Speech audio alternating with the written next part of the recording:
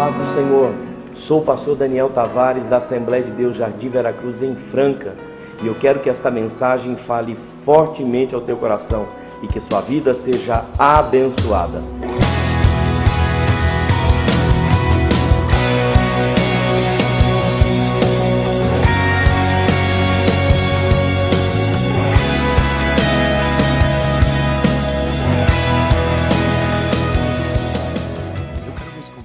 Com a paz do Senhor Jesus. Por gentileza, abra sua Bíblia comigo. No livro do profeta maior Isaías, no capítulo 63. Livro do profeta maior Isaías, no capítulo 63. Faremos a leitura do verso de número 1 ao verso de número 4. Eu quero agradecer a Deus mais uma vez, desta feita aqui nesta congregação, e a pessoa do pastor Daniel, a sua esposa, a pastora Andréia, sua família, todos os irmãos daqui. Eu amo essa igreja, irmãos, eu amo mesmo, de coração.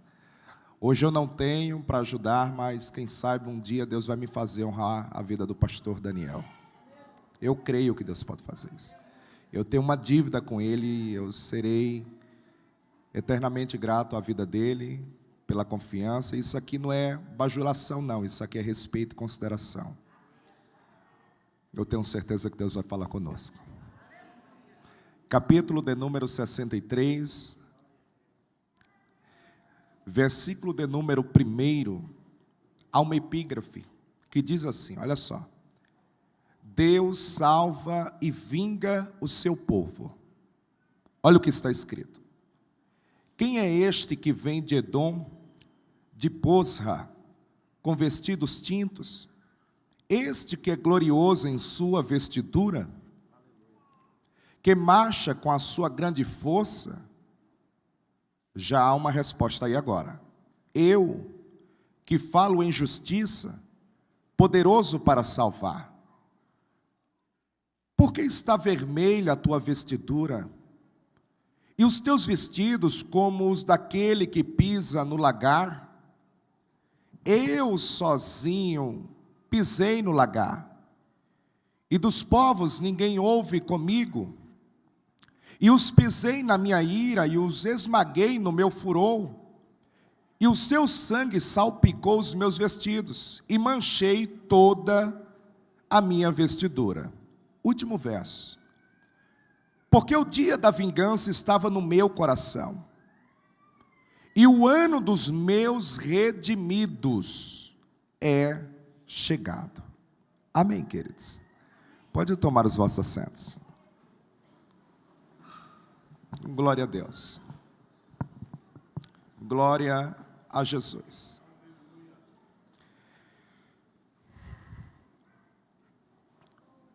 Esse texto é estranho, ele é complexo, mas ele é muito poderoso. Sábado passado foi dia 13 de janeiro, eu estava em Curitiba, em um bairro chamado Alto Barigui, quando Deus falou ao meu coração acerca desse texto, e eu fiquei meditando no mesmo, e eu fui recebendo algumas palavras de Deus no meu coração, e muito fiquei alegre com o Senhor. Nós estamos em uma celebração, em um culto de ceia, aonde mencionamos ao Senhor pela sua morte e ressurreição. E nenhum texto caberia mais do que este que eu acabei de mencionar. Eu fiz questão de abrir e ler no que tange a ideia desse ano de 2018, movidos pela fé, e também li os 7 propósitos dentro de um singular meu, E o primeiro, Deus. O sétimo, salvação. Pois bem, é sobre isso que eu vou falar em pouco tempo, no que tange a expressão salvação, e mostrar também o plano de Deus, através do seu Filho, para que ele viesse salvar toda uma humanidade. Pois bem, há muita diferença na expressão salvação e também na expressão salvar. E a única diferença que há é porque uma tange no punho e sentido natural, terreno, até porque, puxando a primeira expressão, salvar, que vem do latim, que significa salvare, perceba que, biblicamente falando, eu vou pegar dois personagens. O primeiro, que se chamava Ló, e você percebe que, ainda em um diálogo, um discurso com o seu tio por nome de Abrão, ele então foi atraído, ele foi pego pelos seus olhos, e geograficamente ele viu as campinas do Jordão, e desejou ir àquela região. E você percebe que, habitando lá, naquela região, nós sabemos que pouco mais tarde ficou conhecido como Sodoma e Gomorra. Há um texto muito lindo, aonde esse texto é uma intercessão, porque o Abraão, como queira, ele começa a interceder, a falar com Deus, e a fala de Abraão é mais ou menos assim: mas Senhor, se em uma terra tiver 100 justos, e o Senhor começa a dizer que haveria de salvar por amor aos justos. Então essa primeira ideia de salvar, ela cai nesse campo natural, terreno. Por quê? Porque você percebe que quando viera o juízo de Deus a Sodoma e Gomorra, Deus salvou Ló, fazendo com que ele viesse não ser consumido com fogo naquele tempo. Então perceba que há um outro personagem bíblico. E agora, no capítulo de número 6, do livro profético de Daniel, e você percebe que o mesmo, tendo violado uma lei babilônica, ele agora, aonde o mesmo tem uma grande oposição contrária à sua vida, ele agora haverá de ser lançado em uma cova que historicamente, minuciosamente, havia cerca de 75 leões. Perceba que Deus salvou Ló, que Deus salvou a sua casa, e não somente a sua esposa, porque ela desejara olhar para trás, mas você percebe também que no natural, que totalmente no terreno, Deus salva a pessoa de Daniel. Então essa condição de salvar, ela cai nessa ideia, ela cai nesse campo, aonde uma pessoa passando, de repente, em um lugar, aonde este lugar, geograficamente falando, era uma hora errada, e um dia errado para você. De repente ocorreu um tiroteio, e de repente você está como que no meio, se abaixa, e você nada mais foi do que salvo. Pois bem, perceba então que os passos para a salvação não é outro senão, primeiro, confessar ao Senhor Jesus, aonde isso tem base em Romanos, no capítulo de número 10, verso de número 8 ao verso de número 10. O segundo passo para a salvação, depois de confessar ao Senhor, é o que chamamos de arrependimento. E este, sim, é um segundo passo para a salvação. O terceiro passo para a salvação é o que chamamos de fé. E a fé nada mais é do que o combustível que haverá de te levar até o fim. Veja que coisa fantástica. Veja que coisa extraordinária, que no natural Deus livra Daniel do poder dos leões, mas você percebe que ele tem que lutar por esta fé, ele tem que lutar pelo Senhor que o louva, de forma constante. E perceba que o último capítulo do livro do profeta maior Daniel, há uma expressão magnífica: tu, porém, vai até o fim. Pois bem, veja que os passos da salvação, eu acabei de dizer que é confessar ao Senhor, eu acabei de dizer que é se arrepender, e o terceiro e último passo é ter fé, aonde nada mais é do que o combustível que me leva até o fim. Os aspectos da salvação são três. Eles são justificação, eles são regeneração, eles são santificação. Pois bem, há uma doutrina do século XVI, doutrina esta de João Calvino, aonde eu tive, por bondade de Deus, o privilégio de ir a Genebra, na Suíça, de conhecer as suas obras. O primeiro púlpito que João Calvino assim então ministrara, aonde nos dias de hoje, século esse, que chamamos de 21, aonde há um grande embate teológico, aonde há os calvinistas e arminianistas. Eu não entro neste tal debate, até porque eu considero que João Calvino era gente boa, Jacó Armínio era legal. O que complica são os fãs. Pois bem, então veja que a ideia calvinista é: uma vez salvo, salvo para sempre. A pergunta é, dentro disso que eu estou tratando, podemos perder a salvação? Podemos ter uma conscientização e seguir essa doutrina, esta ideia do século XVI? E eu vou dizer, não. Então o pregador acaba de afirmar que é possível perder a salvação? Sim. De que forma pode explicar? Primeiro, uma natural. Eu me lembro muito bem, quando muito jovem, em uma cachoeira por nome de Paraíso, eu me atrevi com os meus amigos, saltando naquela correnteza. Me lembro muito bem que em um dos saltos, eu percebi que eu não consegui me apoiar, segurar em uma pedra que havia, aonde considerávamos que, levantando das correntezas, deveríamos segurar nela para que algum dos amigos nos pegasse. E eu passei daquela pedra, e certamente eu pensei, vou morrer, não há como eu escapar, a correnteza me levou.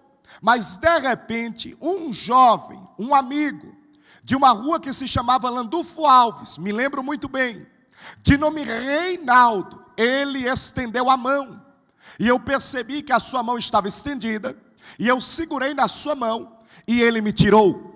Eu fui salvo no natural, eu fui salvo no terreno.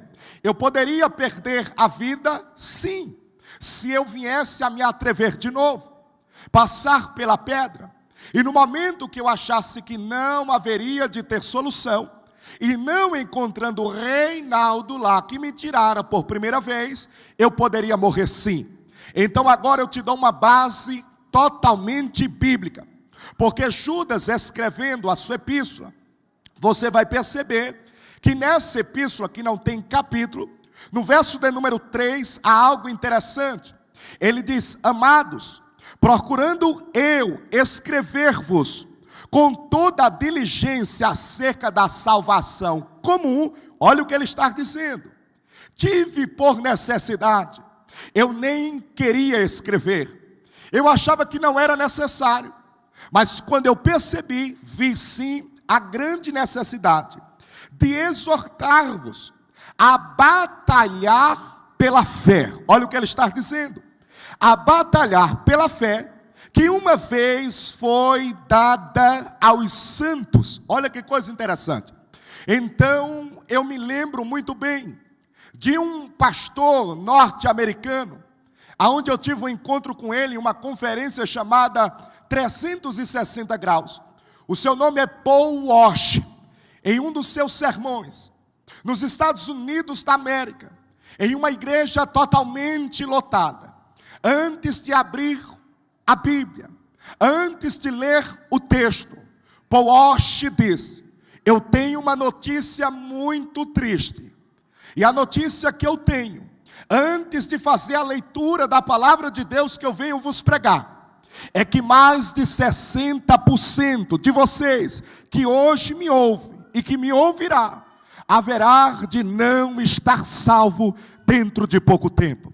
Perceba, é necessário lutar. A fraqueza vem, o diabo não descansa. O diabo em todo o tempo está batalhando contra a igreja. É por isso que Paulo nos advertiu, escrevendo à igreja que estava em Éfeso, no capítulo de número 6, quando ele fala concernente à armadura de Deus. Se não fosse uma guerra, o porquê termos armaduras espirituais?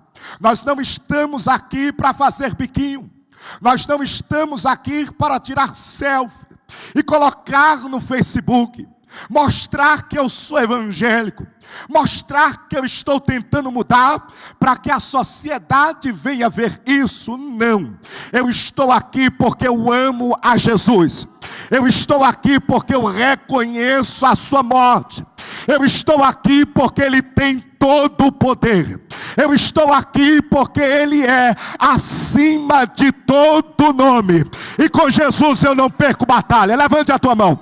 Com Jesus você não perde nenhuma das guerras que você está envolvido. Glória a Deus. Oh glória. Oh maravilha, como é bom isso aqui. Mas bastante atenção. O diabo ludibriou, o diabo projetou e arquitetou. Veio a queda humana. Há algo interessante. Inclusive acredito que em uma outra oportunidade eu verbalizei a vocês. É que Deus começa a sentenciar a terra. Deus está muito triste. Não haverá culto. A dispensação da inocência caiu. A consciência é manifesta. Deus mostra que haverá uma guerra de contínuo. E Ele vai cobrar o homem. E diz: aonde estás? No monólogo somente Deus falando. Há uma sentença sobre a terra por causa do pecado. Ele diz: maldita é a terra por tua causa. Do suor do teu rosto, o trabalho das tuas mãos comerás. A mulher vai conceber com dores. Serpente astuta é e mais sagaz entre todos os animais da terra. Olha agora a linguagem. Do pó da terra comerás. O homem veio do pó, vai ter guerra. Aleluia. E aqui eu quero dizer algo interessante. É que esta palavra de Deus ainda permeia neste século. Não entendi, explico. É que a terra ainda está debaixo de maldição. Não, Cristo já veio. Ele morreu. Ele ressuscitou. Sim, eu considero. Eu já li esse texto também. Mas eu quero dizer que se a maldição fosse tirada da terra, porque a morte e ressurreição é o plano de salvação, mas a terra ainda está debaixo dessa maldição, como pode então nos explicar um pouco mais além, pregador? Explico. Crianças são inocentes. Não batizamos crianças. Elas não tomam ceia. Porque falamos que as crianças não conseguem discernir entre o bem e o mal. Não têm sã consciência para analisar tal situação que cometera. Porém, nós dessa igreja costumamos batizar aos 12 anos de idade. Pois bem, porque dizemos que crianças são inocentes. Me explique os casos de anomalias. Se criança é inocente, por que os siameses? Por que crianças inocentes nascem unidas, unificadas? Casos de anomalias, casos raros, difícil de ocorrer, mas acontece. Mas não é uma criança, não é inocente. Por que nasce com uma tromba de elefante? Por que nasce com um casco de tartaruga? Casos raros, difíceis, são inocentes. Se a terra não tivesse debaixo de maldição, tais situações não aconteceriam. É tão verdade isso, que ainda somos sal. E para que serve o sal? Para conservar. Para que conservando não venha a estragar. Para que conservando não venha a apodrecer. Então você é sal. Já te disse isso. Então a terra só não está pior, apodrecida, porque você está conservando algo. Eu não entendi. Explico. Em um lar tem um casal. 2 pessoas. A irmã vai na igreja. Ela é crente fiel. Ela é sal. O seu marido não vai à igreja. Ele não frequenta, ele não a impede. Mas ele não é sal. Sal é ela. Diz o texto. Um subirá quando estiver no campo. Um ficará. O porquê que ele, não sendo fiel a Deus, não sendo cristão, não morrera, não apodrecera. Porque o sal na casa está conservando. Oh, glória. Aleluia. É você que nas suas orações diz: Senhor, salva. Eu estou insistindo, eu estou aqui, está sendo conservado, salva. E se não fosse a tua oração, morte. Você é sal, diga para alguém: você é sal. Oh, glória. Então há algo interessante. Oh, Deus. Algo muito interessante. Entenda o som que eu vou falar, a expressão, a pronúncia, você vai entender. Aparentemente, a ideia do texto é que Deus perdeu. Deus vai cobrar. Quando um time está perdendo, o técnico cobra por quê? Porque não está conforme o mesmo treinou e desejou. Deus vai cobrar. Vou repetir. A ideia do texto é como se Deus tivesse perdido. Só que Deus tem uma carta na manga. E Deus diz assim: e porém inimizade entre ti e a semente da mulher.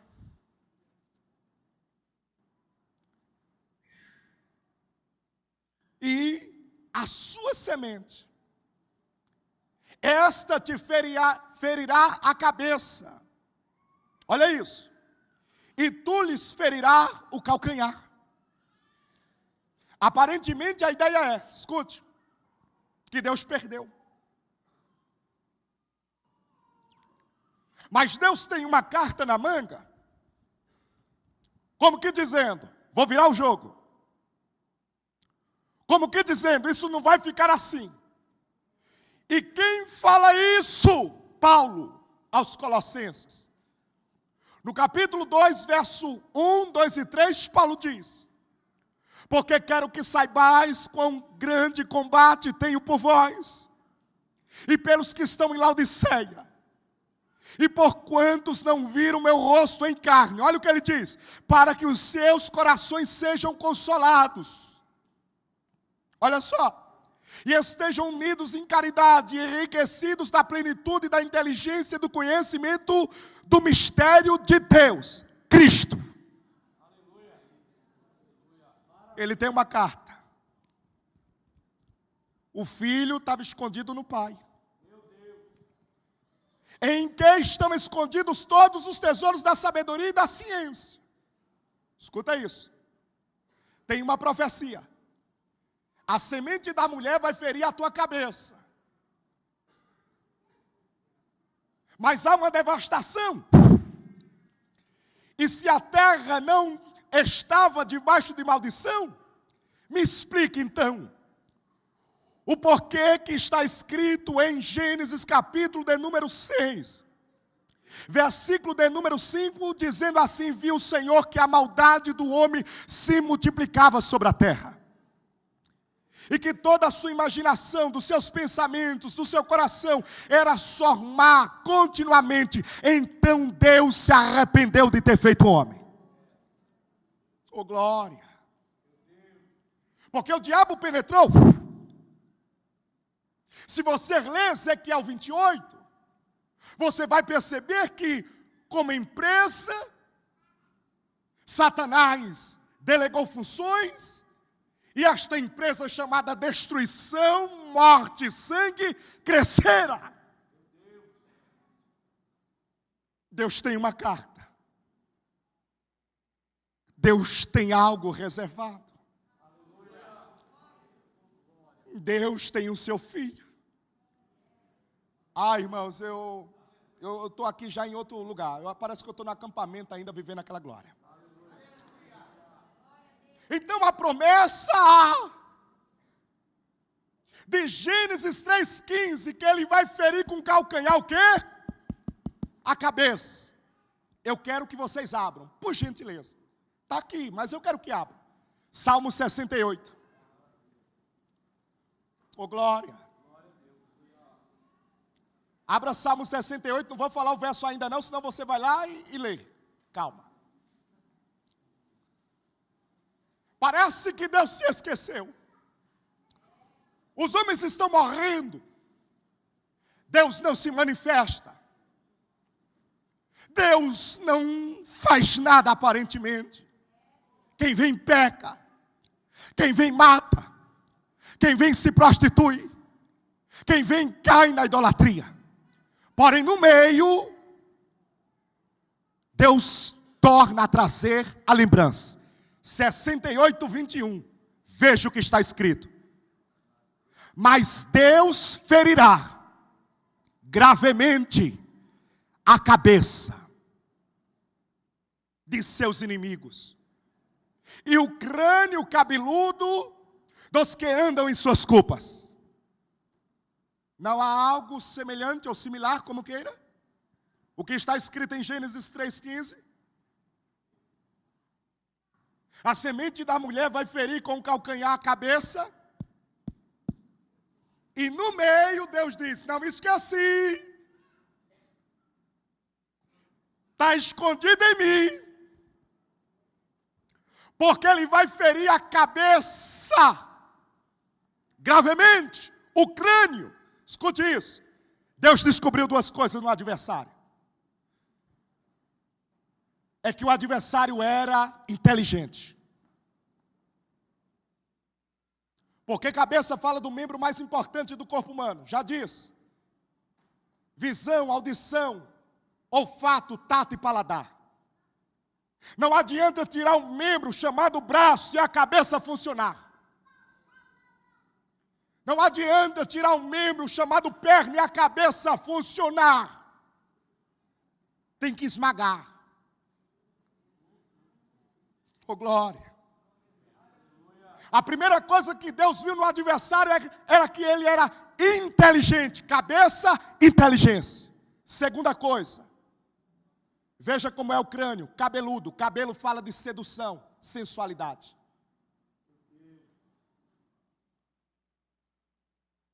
O Sansão era bom demais, mas o diabo disse: eu sei como eu derrubo. O Davi era extraordinário, mas Deus disse: eu tenho uma... Aí o diabo disse: eu tenho uma Betseba. Inteligência, sensualidade, cabelos. Mas como um homem franzino, escuta isso, que vai descer como um homem, vai destruir alguém extremamente inteligente, que tem atuado no poder da sensualidade. Segura isso agora, está gravando isso aqui, né? Vai dar para assistir de novo. Segura agora. Êxodo capítulo 14, verso 16. Não precisa abrir. Está aqui, ó. Não tem cabelo não, mas a memória é terrível. Êxodo capítulo 14, versículo 16. E versículo 21 é interessante. Porque no versículo de número 16, Deus sabe que ele tem algo na mão, Moisés, e diz: toca no mar. E quando Moisés toca, não é a vara, porque vara é cajado e cajado é madeira. Vamos gravar isso? Vara é cajado e cajado é madeira. Não foi a vara que abriu o mar. Aquilo é atitude, fé. Tu está mandando com o que eu tenho na mão, eu não consigo. Mas se tu mandou, eu acredito que isso vai abrir. Quando Moisés tocou, Deus disse: é crente. Soprou com as narinas. Só que eu quero que você grave isso. Não foi o cajado, a madeira que abriu o mar. Verso 21, da mesma forma faz para se fechar.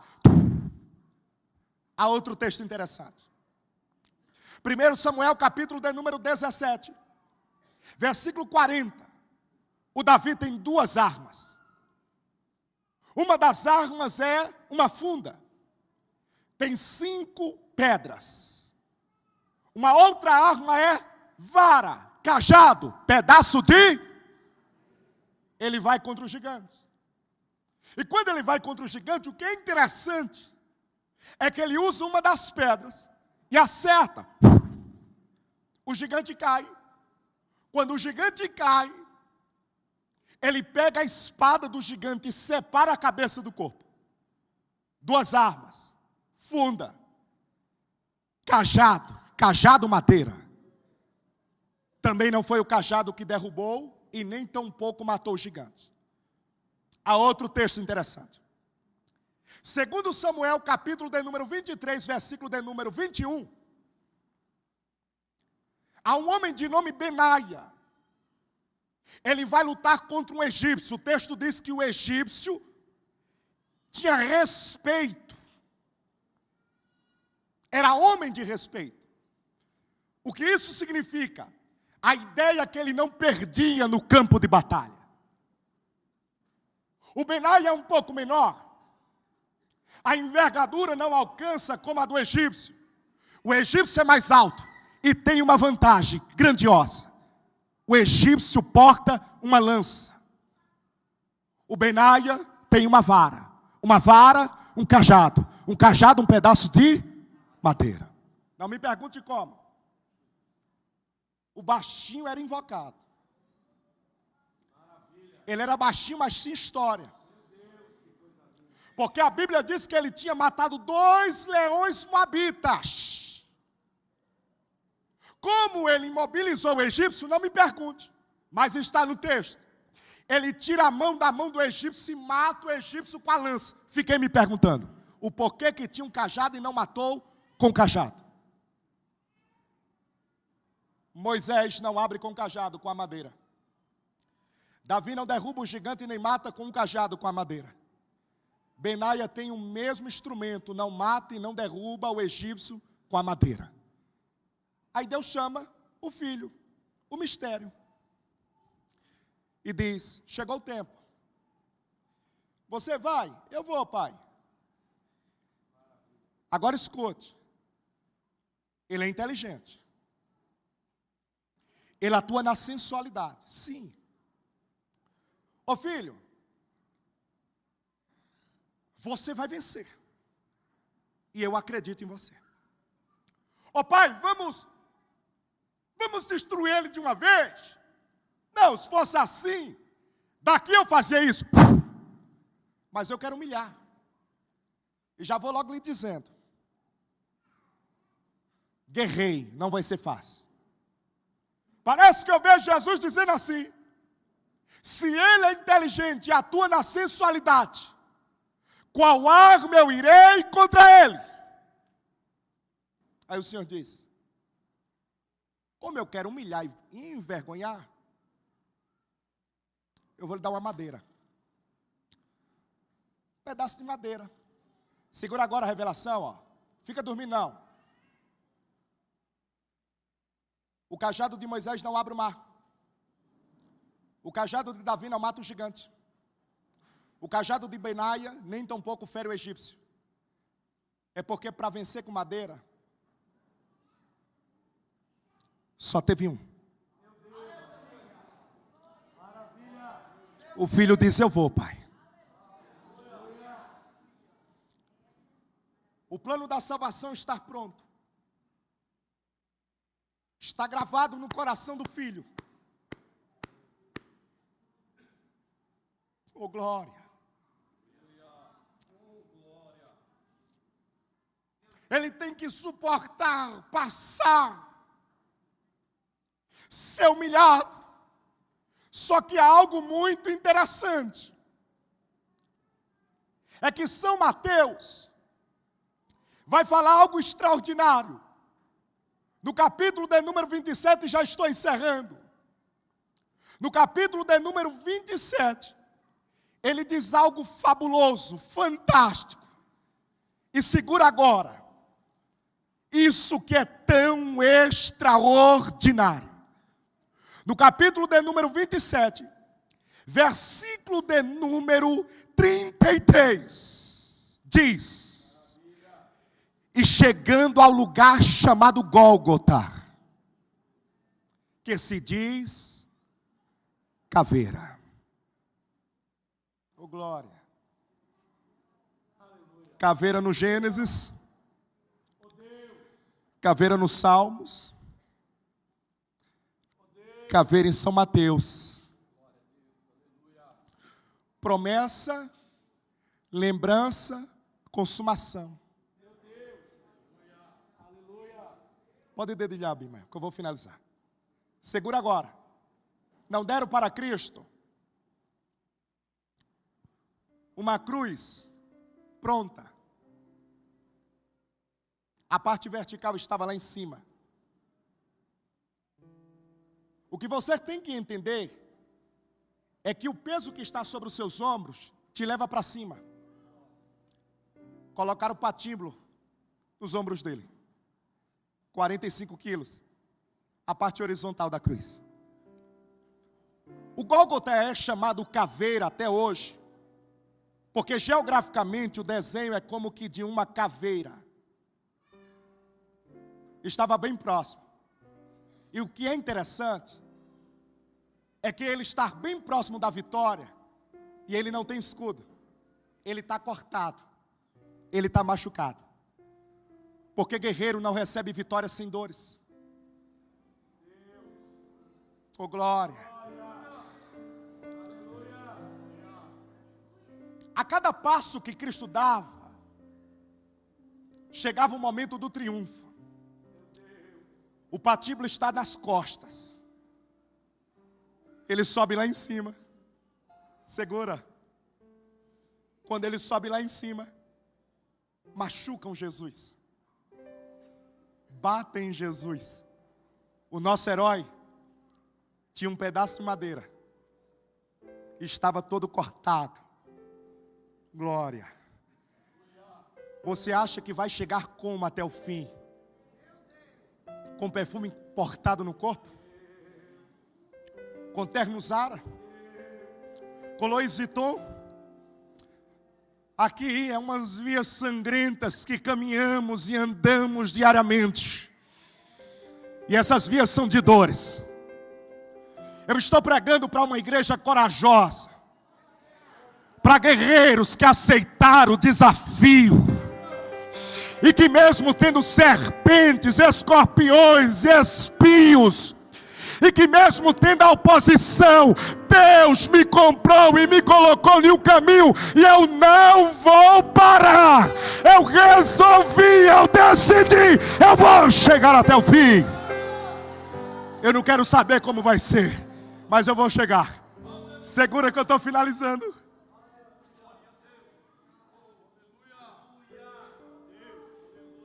Prenderam o nosso Jesus e subiram a cruz e jogaram. Quando jogou, escute isso, bateu no crânio bateu na cabeça, bateu a madeira na caveira e rachou. A terra percebeu a vitória. O sepulcro se abre, o sol escurece. Há algo interessante. É que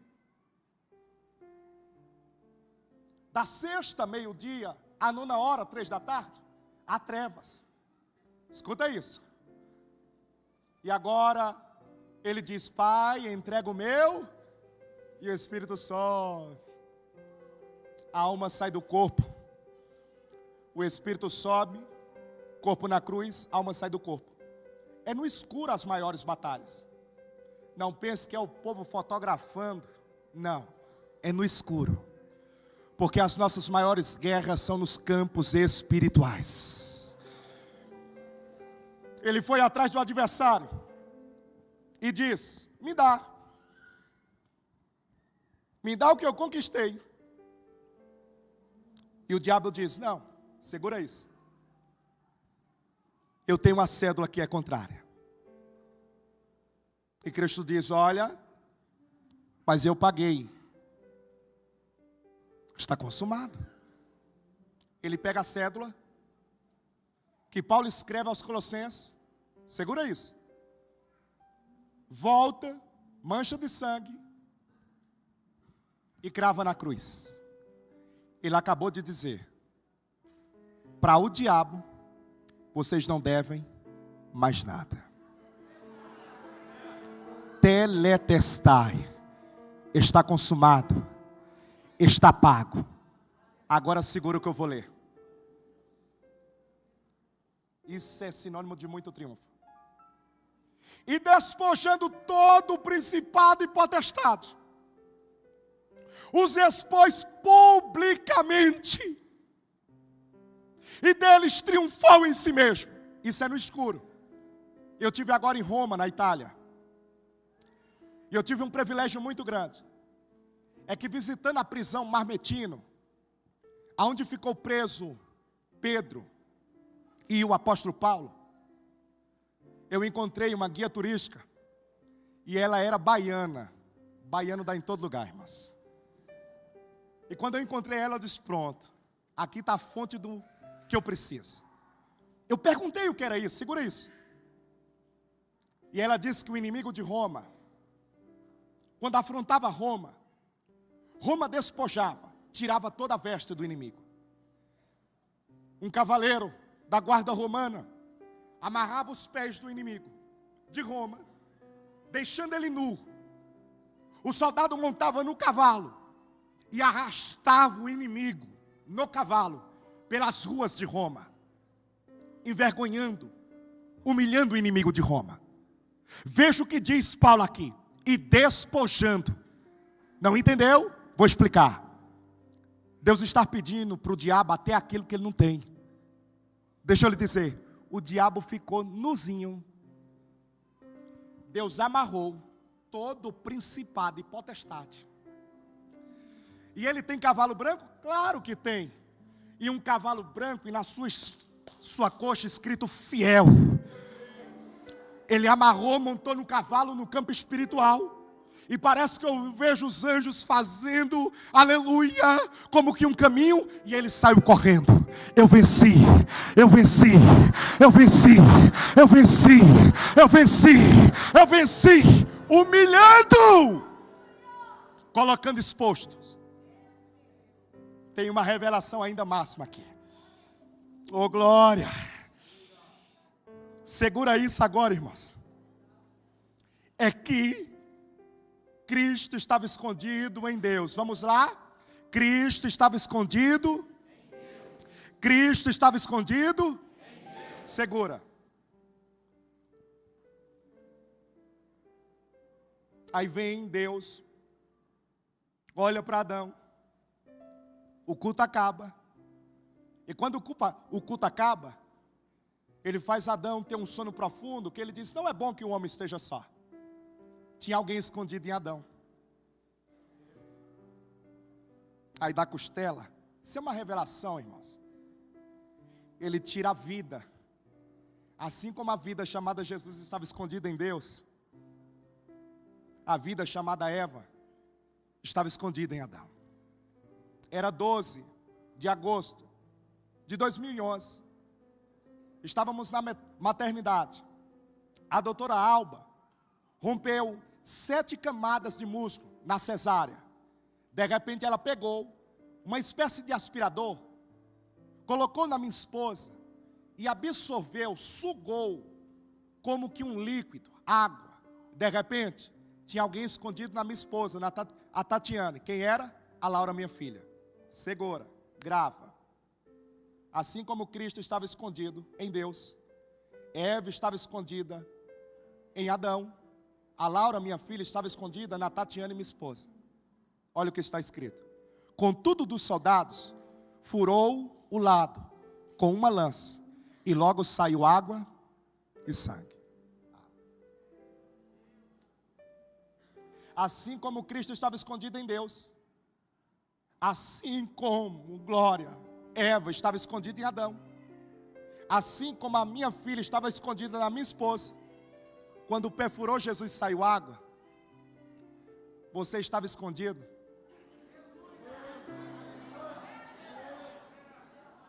em Cristo. Ei, eu não sei se até hoje você imaginava que era francano. Eu quero dizer que você morreu, aleluia, quando ele viveu, aleluia. Eu quero dizer que o lugar do teu nascimento foi na cruz. Como é? É isso mesmo. Ele rachou a cabeça e para aproveitar, deu vida à igreja. Deu vida à igreja. Deu vida à igreja. Levante só os vitoriosos agora. Oh glória. Oh glória. Oh glória. Veja, oh meu Deus, escuta isso. Veja se aparentemente Deus não tinha perdido.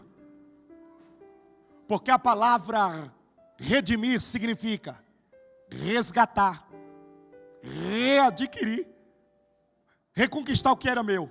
Se era meu, eu perdi. Se eu vou reconquistar, trouxe de volta. Segura agora a revelação. O que está acontecendo, pregador? Isso é céu. Os anjos gritam e diz: quem é este que vem de Edom?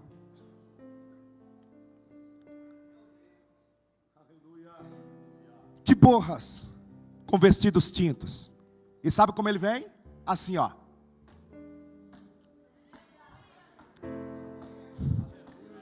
E os anjos diz: este que é glorioso em sua vestidura, que marcha com a sua grande força. Aí ele vai responder, bate no peito e diz: eu que falo em justiça, poderoso para salvar. Por que está vermelha a tua vestidura? E os teus vestidos como aqueles que pisam uva no lagar? Aí ele diz: eu sozinho, não tinha ninguém, fui só. Fui como homem, fui como macho, fui como servo, levei madeira, aguentei, suportei, apanhei, cuspiram em minha face, me bateram, mas eu sozinho pisei o lagar. E dos povos ninguém ouve comigo. Eu triunfei, eu venci, eu conquistei, eu reinei, e os pisei na minha ira, e os esmaguei no meu furor. E o seu sangue salpicou os meus vestidos. Ai, irmão, que coisa linda. Ah, que coisa linda. Tem alguém aí que vai louvar? Quem vai louvar? Isso. Segura agora, com as mãos lá em cima. Isso, levante. Aí olha o que ele vai dizer: se você não der um glória agora, eu vou lhe dar um beliscão. Porque o dia da vingança estava no meu coração. Olha o que ele acabou de dizer: a gente nunca nos esquecemos o que ele fazia aos nossos. Estava guardado no nosso coração.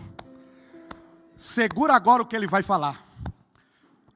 Porque o dia da vingança estava no meu coração, E é chegado o ano dos meus redimidos. Com as mãos levantadas ainda, aí vá. Olha o que ela acabou de dizer. Eu acabei de pisar a cabeça da serpente. O que era nosso, eu reconquistei. Eu trouxe de volta. Nós o ganhamos. Nós os trouxemos. É para você glorificar a Jesus. Você é de Jesus. Ele venceu por você. Ele reconquistou você. Você foi lavado pelo sangue do Cordeiro. Você nasceu naquela cruz. É motivo de você glorificar a Deus. Cadê você para glorificar a Deus aí agora? Cadê você que pode glorificar a Deus aí agora? Glorificar pela morte, glorificar pela ressurreição, glorificar por tudo aquilo que Ele é. Glorifique ao nome de Jesus. Pode louvar a Jesus. Que maravilha!